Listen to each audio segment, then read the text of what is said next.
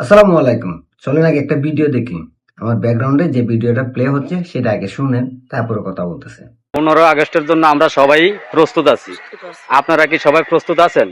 শেখ হাসিনার হাতকে শক্তিশালী করার জন্য যদি আপনারা প্রস্তুত থাকেন, তাহলে ধানমন্ডি 32 আমরা 15 আগস্ট পালন করবো। কোনো ফেসিবাদ, কোনো জামাত, কোনো এনসিবি, কোনো রাজাকারের বাচ্চা যদি আমাদেরকে পারলে ঠেকাক, আমরা বঙ্গবন্ধুর সৈনিক, আমাদেরকে কেউ আটকে রাখতে পারবো না ইনশাল্লাহ। আমরা ধানমন্ডি 32-এ 15 আগস্ট পালন করবো। আমরা সবাই ঐক্যবদ্ধভাবে আছি। আপনারাও সবাই যদি ঐক্যবদ্ধ থাকেন, তাহলে আমাদের সাথে ধানমন্ডিতে দেখা করেন। জননেত্রী শেখ হাসিনার হাতকে শক্তিশালী করার জন্য আমরা সবাই ঐক্যবদ্ধ আছি ইনশাল্লাহ। জয় বাংলা, জয় বঙ্গবন্ধু। আপনারা নিশ্চয়ই ওনাদেরকে চিনতে পারছেন। ওনারা সেই মানুষ যারা প্রথমবার শেখ হাসিনা পতনের পর আওয়ামী লীগের অফিসের সামনে পতাকা উত্তোলন করছিল, কেন্দ্রীয় অফিসের সামনে। আজকে তারাই 15 আগস্ট জাতীয় শোক দিবস পালন করার জন্য ধানমন্ডি 32-এ যাওয়ার অঙ্গীকার ব্যক্ত করতেছে এবং বলতেছে যে জামাত শিবির রাজাকার বাহিনী আমাদেরকে আটকাইতে পারবে না।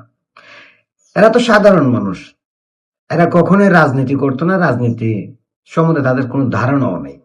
কারণ তাদের সঙ্গে আমার মোটামুটি পরিচয় আছে, প্রত্যেকের সঙ্গে আমার কথা হয়। তাদের সঙ্গে কথা বলে যতটুকু বুঝলাম, তারা কখনোই রাজনীতির সাথে জড়িত ছিল না বা রাজনীতি করো না। কিন্তু এই বাংলাদেশকে ভালোবাসে, শেখ হাসিনাকে ভালোবাসে, বঙ্গবন্ধুকে ভালোবাসে, 71কে বিশ্বাস করে, স্বাধীনতাকে বিশ্বাস করে।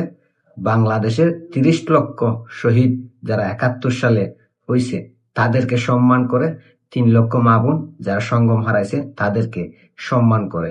আর সেই কারণেই তারা ধানমন্ডি 32-এ 15 আগস্ট যাওয়ার কথা বলতেছে অনলাইনে প্রকাশ্যে, এবং বলতেছে রাজাকার আলবদর আলসামদের নাতিপতি উত্তরসূরিদের তারা ভয় পায় না।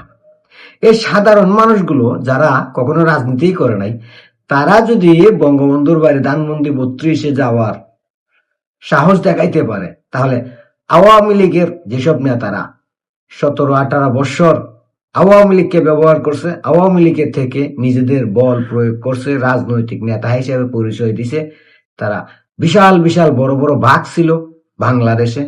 সেই আওয়ামী লীগের বাঘরূপী নেতাগুলো কোথায়? শেখ হাসিনা দেশে আসার সিদ্ধান্ত জানাইছে ডিসেম্বরে, তার আগেই আসতে পারে। অথচ এই সেই নেতারা যারা 17 বছর আওয়ামী লীগকে ব্যবহার করছে, তারা কেউই প্রকাশ্যে এখন পর্যন্ত আসে নাই। কয়েকজন আসছে, তাও খুব সীমিত। যেখানে সাধারণ মানুষ যারা আওয়ামী লীগের হাতে নির্যাতনের শিকার হয়েছে, যারা আওয়ামী লীগের পদ পদবিতে ছিল না, আওয়ামী লীগ করে নাই, রাজনীতি করে নাই, তারা 5 আগস্টের পর থেকে যদি আওয়ামী লীগের কেন্দ্রীয় অফিসে পতাকা উত্তোলন করতে পারে রাজাকারদের ভয় না পেয়ে, তারা যদি ধানমন্ডি 32-এ যাওয়ার কথা বলতে পারে রাজাকার আলবদর আলসামদের নাতিপুতিদের ভয় না পেয়ে, মববাজদের ভয় না পেয়ে, ডিপ স্টেটের আমেরিকার দালালদের ভয় না পেয়ে, তাহলে সেই নেতারা কোথায়? জানতে খুব ইচ্ছে করে আমার। আমি স্যালুট জানাই এই মানুষগুলোকে যারা এই বাংলাদেশে রাজাকারের বিরুদ্ধে কথা বলেন, ধর্ম ব্যবসায়ীদের বিরুদ্ধে কথা বলেন, উগ্রবাদ, মৌলবাদ, জঙ্গিবাদের বিরুদ্ধে কথা বলেন। প্রত্যেককে স্যালুট জানাই। তারা কে কোন দল করে ওইটা আমার দেখার বিষয় নয়। যারা 71-এর পক্ষে কথা বলবে আমি তাদেরকে স্যালুট জানাই। আমার এক ভাই প্রশ্ন করছে যে ভাই আপনি রাজাকার বলতে কি বুঝেন? ভাই আমি রাজাকার বলতে তাকেই বুঝি যারা বঙ্গবন্ধুকে মানে না, যারা 71 মানে না, যারা মুক্তিযুদ্ধকে অস্বীকার করে, যারা 30 লক্ষ শহীদকে নিয়ে প্রশ্ন তুলে, যারা 2 লক্ষ মা বোনের সঙ্গম হারাকে নিয়ে প্রশ্ন তুলে, যারা মুক্তিযোদ্ধাদের অপমান করে, যারা বলে 71-এর যুদ্ধ পাকিস্তান বাংলাদেশ যুদ্ধ ছিল না, ইন্ডিয়ার যুদ্ধ ছিল, ভারতের যুদ্ধ ছিল, আমি তাদেরকেই রাজাকার, রাজাকারের বাচ্চা, রাজাকারের নাতিপতি হিসেবে ধরে রাখি। কারণ তারাই রাজাকার যারা 71 মানে না, মুক্তিযুদ্ধ মানে না, যারা বঙ্গবন্ধুকে মানে না, তারাই রাজাকার। আশা করি আপনার প্রশ্নের উত্তর পাইছেন। আর একটা কথা বলি, সময় আছে আওয়ামী লীগের ওইসব নেতাদের উদ্দেশ্যে বলি, সময় আছে এখনো।